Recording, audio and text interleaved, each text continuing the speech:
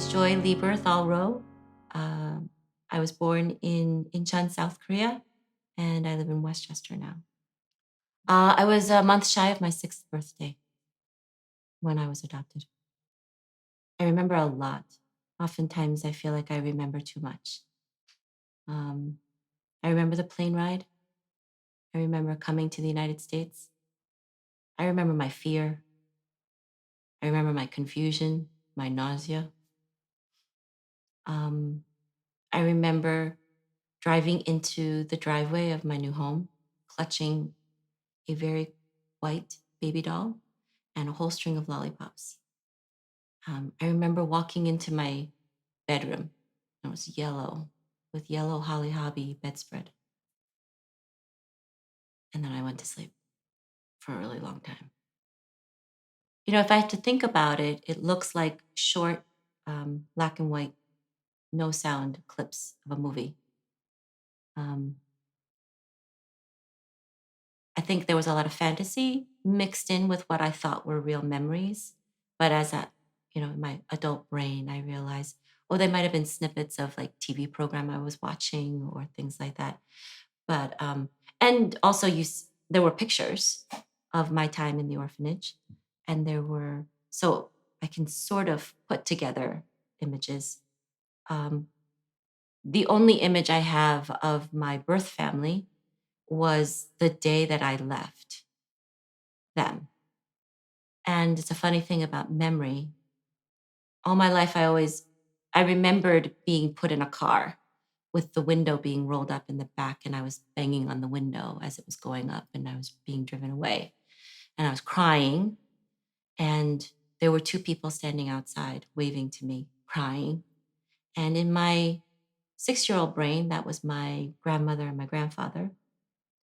But after I met my birth mother, I subsequently learned that it was my maternal grandmother and my birth mother who were standing there waving goodbye. So that was really an interesting moment.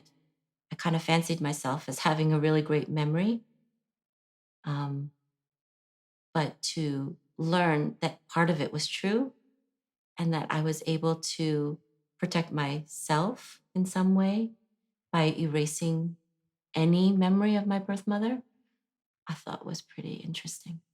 So there are 4 of us who are adopted from Korea. My parents adopted in twos.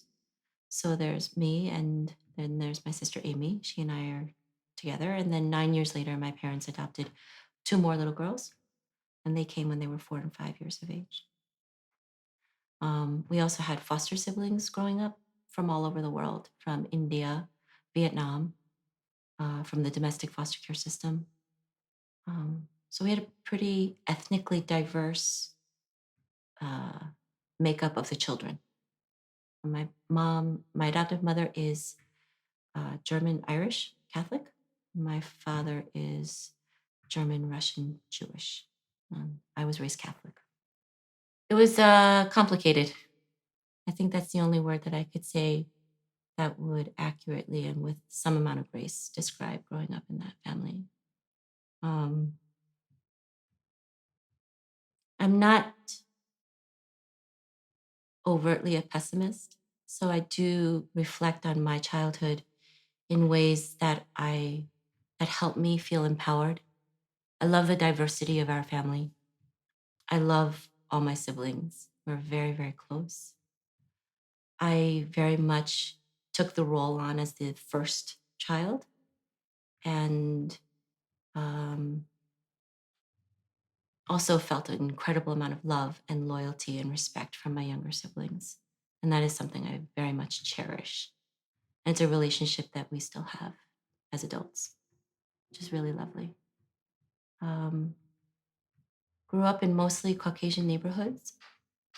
We were not socioeconomically on par with our peers. So I think that actually added to the complication of being an already quirky family. Was There was no pretense of keeping up with the Joneses. So I experienced a lot of bullying, a lot of racism, a lot of ostracizing. I did come at 6 I started school as soon as I came to America. So I was that immigrant child who didn't speak English, who sounded funny, smelled funny, looked funny. Um, and that's hard to forget. Um, I didn't have any Asian friends growing up. I avoided them, honestly. I had to find a Korean friend when my younger sisters were adopted because one of my sisters hid her medication. And my mother desperately said, "Don't you know anyone who speaks Korean in school?" So I had to find somebody. And she ended up becoming a very good friend, um, even though we found each other under unusual circumstances. Um, but even with that, um, the adage is it makes you stronger. But I think for me, it made me more compassionate. Honestly, I think I was in survival mode for most of my life growing up.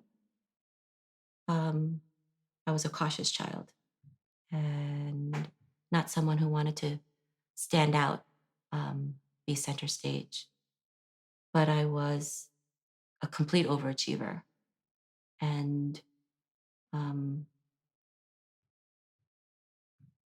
always tried to work really, really hard to show everyone that I was really doing the best that I possibly could. Um, I think I'm kind of still like that. I don't think we change all that much as we get older. We just learn to hide it a little better. um, I think that my adolescence was pretty tough in the sense that um, it's hard to see yourself um, as beautiful or as even attractive or as seen in a community that otherwise would try to ostracize you. And to be told Korean women are beautiful, but I'd never date one, because I never dated. Um, when you hear things like that over and over and over again, it wears on you. It makes you question. Um, it was actually my mom who suggested that perhaps I would go to Korea. And so I wrote a letter to the orphanage saying, "Would you take a volunteer for a year?" And they said, "Absolutely."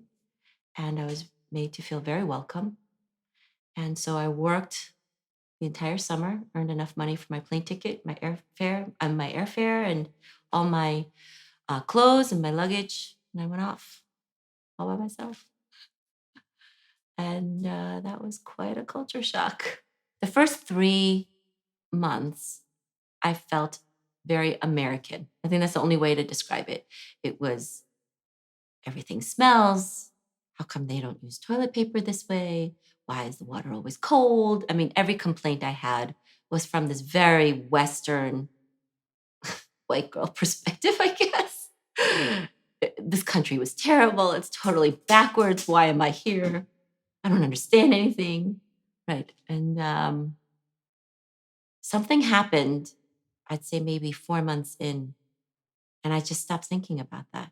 I think being with the kids day in and day out, seeing them get up so early in the morning and working hard on the weekends, I forgot that I was American again. And more Korean was coming into my brain. So I was starting to understand things. I was getting used to things. Um, and by the end of the year, I didn't want to leave. I felt like I had finally figured out how Korean I was and really embracing it. I was reunited with my birth mother in July of 2000, July of 1994. I was 24 years old. I got a phone call from one of my aunties from the orphanage. She was working for the directors, and she called very excited and said, "Your birth mother's looking for you." And growing up, I had been told that my birth mother had died. So I didn't go to Korea with the intention of looking for her. So I said, "No, that's not possible. She's dead." And no, no, no. We got a phone call from a private detective. And so apparently there was an article in the newspaper about an American student who came back, who was adopted to work in this orphanage. And the orphanage that I'm from is pretty prominent, well-known orphanage. It's one of the first ones that was created after the war. And the directors of the orphanage is a very well-known person in Korea. So I didn't know this article was written about me. And apparently the orphanage was flooded with phone calls of birth mothers saying, "That's my daughter. Is it my daughter?" The interesting thing is that they changed my name and my birth date when I came to the United States. What we call in our community was a replacement child. So I had another girl's identity. So the likelihood of my birth mother finding me was really slim. But I subsequently found out that there was somebody, and I never met this person, who sent my birth mother letters from time to time, updating her about my well-being, never telling her where I lived or what country I was adopted into, but just that I was well. And so she knew when I graduated high school, she knew when I graduated college, and she also knew when I was in Korea. And so I didn't know any of this until long after meeting my birth mother. And she, so I said, okay, so if this is my birth mother, then she's got to have a baby picture of me. And so a couple of days later, got another phone call and said, "Yep, we have a photograph. Will you meet the detective at such and such a date, at such and such a time?" And so we met, and this photograph slid across the table, and it was a woman holding a little girl, and the little girl looked like she was about 3. And from 3 to 5, you don't change that much. So as soon as I saw the photograph, I knew it was me. Um, I've never fainted in my life, but that was the first time my knees literally just buckled right from under me, and I went very pale. And I was very unsure of what the next step was. Um, and I did call my parents and said, "I don't know what to do." They said, "Well, this is chance of a lifetime. And by the way, can you find your sister's birth family too?" uh, so I was hemming and hawing, and so I think the detective was a little nervous that I would not meet, because I said, "Well, I don't really know what to do. Could I just sit in a park and she could walk by me so she could see that I'm doing well and that I'm healthy and I'm okay?" And so the detective called back and said, "Tell her her birth mother's dying. She just came out of the hospital." So I said, "Okay, I'll meet her." So within 24 hours, we went to this other place. Other place. I don't even remember where it was, but it was quite comical slash dramatic, I suppose. Um, the image was I'm standing in a pair of jeans and a t-shirt and Doc Martens, and my auntie says, "You can't go dressed like this to meet your birth mother for the first time." She pushes me into a store, and I get a dress and stockings, and she looks down at my feet. She's like, "You gotta get different shoes too." So we go to another store and get these black shoes that I never wore again. And she puts makeup on me. And but the office where the private detective was in a back alley of a fish market. So here I am in this dress and stockings, walking through like dead fish heads in the middle of the street, walking up like 3 flights of stairs. And in this little office, these 2 women walk out from behind this like screen. And I don't feel anything. I don't sense anything. So one woman sits diagonally across from me, and one woman sits next to me. And the one diagonally across from me is doing all the talking. And I'm really glad that I had been in Korea for as long as I have, because I didn't need a translator. And I know for a lot of adoptees that causes a lot of distress. So she looks at me and says, I don't think this is the right person. And I'm looking at her and I'm like, "I don't think this is a match. I'm not feeling anything." And then she says, "Do you have a scar on your right leg?" And I said, "Yes, I do. I have a burn mark on my right leg from an iron, and it's a memory that I had." And immediately she starts crying and apologizing and saying, "It was my fault. I ironed my husband's shirt, and I told you not to go near the iron. and you did anyway. And I think you were afraid you were going to get in trouble. So you didn't cry. So it took us a while to realize that you got burned. So that's why you have the scar. I'm so sorry. Um, and the woman next to me starts sobbing and she grabs my hand and she's my birth mother. I'm thinking the woman talking to me is my birth mother. And so because she's sitting next to me, I didn't want to look at her. And she didn't want to look at me, but we both looked down and I don't know what possessed me, but the first question I asked is, what size are your feet? We have the same size feet. I don't know why I like that. And we have the same hands. And she had a ring on that she slipped on my first finger. And she said, I've been wearing this waiting for the day that I meet you. I've been cleaning houses to make extra money in order to hire private detectives to try to find you. I thought you were adopted to Europe. I'd never imagined you'd be adopted to America. And she said, I've been waiting 21 years. And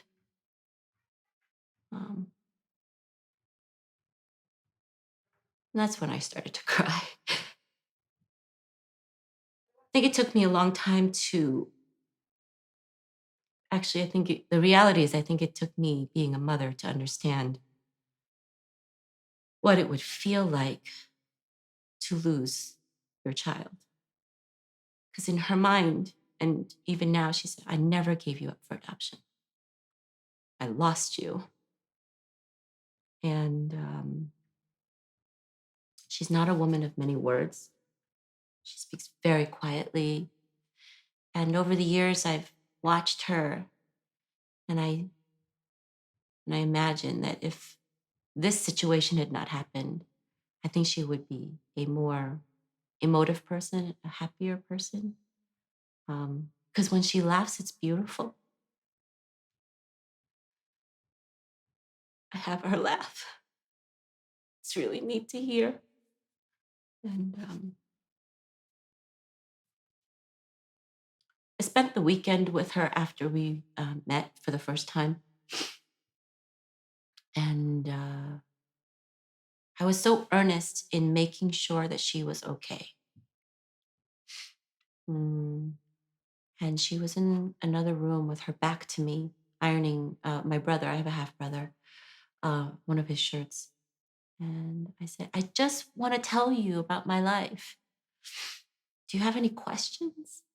And she said, the last time I saw you, you were a 3-year-old child, and now you're a grown woman.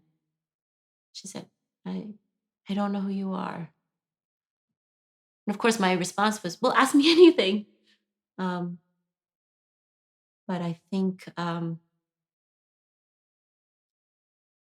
where do you begin? What's the first question to ask, right? How do you make up for all that time? We went through her photo albums, and I found a picture of her when she was 24, and I look exactly the same. So I asked her if I could keep that picture, and it's on my bureau. And she also gave me another picture of her when she was about 7. So that was like a year younger than when I came to America. So I have a picture of her when she was 7 and a picture of her when she was 24. And then another picture of her when she hit 60. And it's pretty special to be able to know someday I'll look like that. My half brother knew about me only the day before we met. He was 17. But about 7 years ago, my birth mother and my brother came to visit and live with me for 3 months.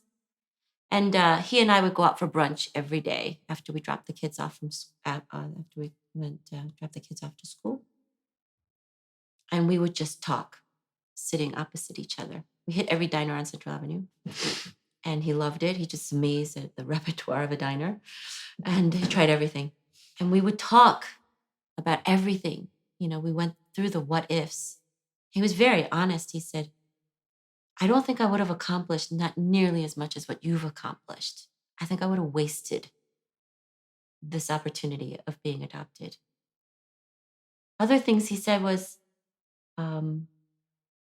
you work too hard. I didn't know Americans work so hard. It's like you're always moving. And he said, I really thought you would have this very wonderful, peaceful, rich life. Rich as in money. And he said, you have suffered just as much as I've suffered, only in very different ways. And he said, and Uri Amma, our mother, has suffered. I always wondered why she was always so sad. And he's like, now I know. I always jokingly said, I think I've been groomed to be a mother since I was 3. Since the last moment I was with my Amma, I feel like I've been groomed to be a mother. I kind of knew that nothing would really get repaired until I became a mother. So I worked really hard to prepare mentally and emotionally. It was the first time I went to therapy when I found out I was pregnant. I read everything I could about preparing to be a parent. My work as an occupational hazard is working with adoptive parents. I'm a watcher, I'm a seeker. So I just would take everything in and just kind of housed it in the back of my head saying, when I'm a mother, this is what I'm going to do. When I'm a mother, I felt like I've been preparing for it. But when it happened, I was surprised at the lack of entitlement I had. So when he was born, there was so much fear. Could I keep him? Is he mine? Is he all mine? Will he love me? Yeah, will he love me was a really big question. Will he love me? Will he know I'm his mother forever? I had to leave the hospital a day before he did because he had jaundice. I was a mess that night, just sobbing, wondering, will they take him away from me? Will I be allowed to take him home with me?